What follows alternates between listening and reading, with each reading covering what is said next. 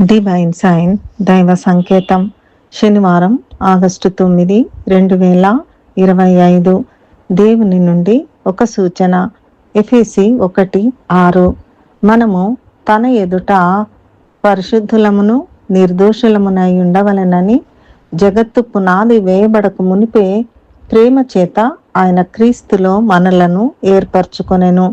ఈనాటి దైవాంశము జగత్తు పునాది వేయబడక మునిపే. 1 పేతురు 2:9 అయితే మీరు చీకటిలో నుండి ఆశ్చర్యకరమైన తన వెలుగులోనికి మిమ్మును పిలిచిన వాని గుణాతిశయములను ప్రచురము చేయు నిమిత్తము ఏర్పరచబడిన వంశమును రాజులైన యాజక సమూహమునై ఉన్నారు.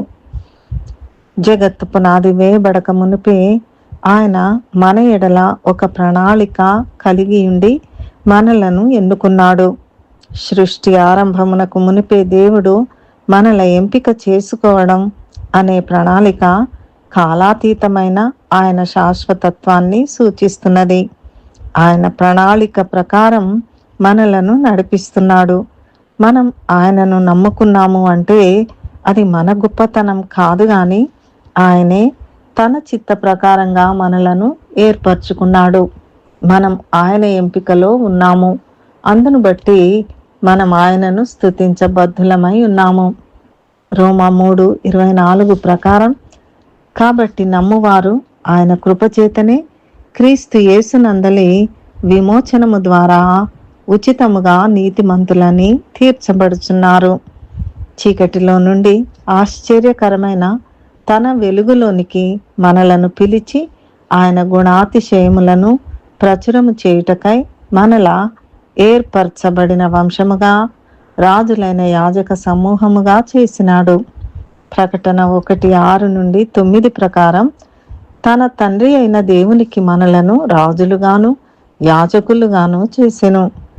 2 తిమోతి 2:12 ప్రకారం సహించిన వారమైతే ఆయనతో కూడా ఏలుదుము.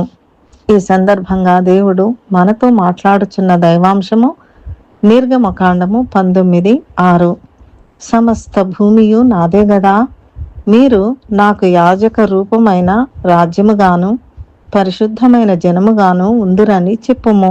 నీవు ఇశ్రాయేలీయులతో పలకవలసిన మాటలు ఇవే అని చెప్పెను.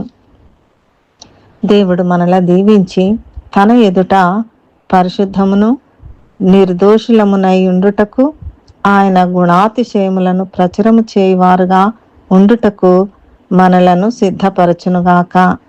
ప్రార్థన.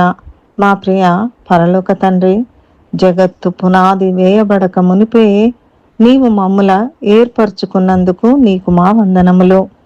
రాజులైన యాజక సమూహంలో మమ్మును చేర్చినావు.